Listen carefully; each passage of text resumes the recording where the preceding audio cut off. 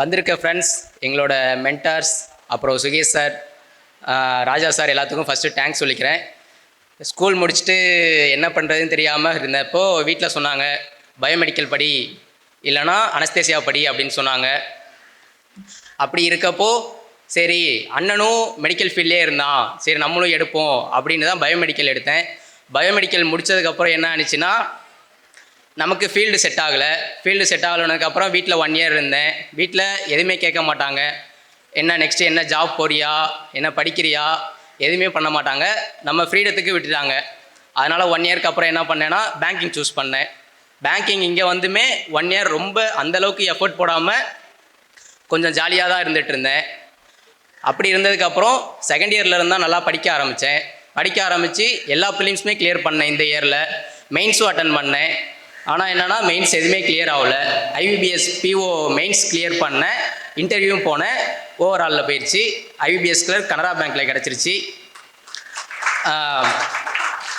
என்னோடய ஆசை என்னென்னா, அப்பா சின்ன வயசுலேருந்து இன்னமும் கஷ்டப்பட்டுட்டு தான் இருக்கார் எங்களுக்காக.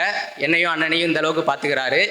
அவரை எங்கள் கூடவே வச்சு பார்த்துக்கணுங்கிறதுக்காக தான் இந்த மாதிரி ஒரு கவர்மெண்ட் ஃபீல்டில் போயிட்டா கூடவே வச்சு பார்த்துக்கலாம், அதுக்காக தான் இந்த ஃபீல்டை சூஸ் பண்ணி இப்போ அச்சீவ் பண்ணியிருக்கேன். அதே மாதிரி அண்ணன் வந்திருக்கார் இன்றைக்கி. அண்ணன், அம்மா, சித்தி பசங்க வந்திருக்காங்க. அப்பா எந்த அளவுக்கு சப்போர்ட் பண்ணாரோ அதே அளவுக்கு அண்ணனும் சப்போர்ட் பண்ணாரோ. இங்கே படிக்க வந்தப்போ அப்பா சொல்லிட்டாரு, நீ பாஸ் பண்ணுற வரைக்கும் படி, நான் உன்னை படிக்க வைக்கிறேன் அப்படின்னு சொன்னார். அண்ணன் லாஸ்ட் இயர் தான் ஃபாரின் போனான் வேலைக்கு. அண்ணன் போனதுக்கப்புறமும் அண்ணனும் அதே தான் சொன்னான், அப்பா முடிஞ்ச அளவுக்கு படிக்க வைக்கட்டும்டா, அதுக்கப்புறம் நான் உன்னை பார்த்துக்கிறேன், நான் படிக்க வைக்கிறேன் அப்படின்னு சொன்னான்.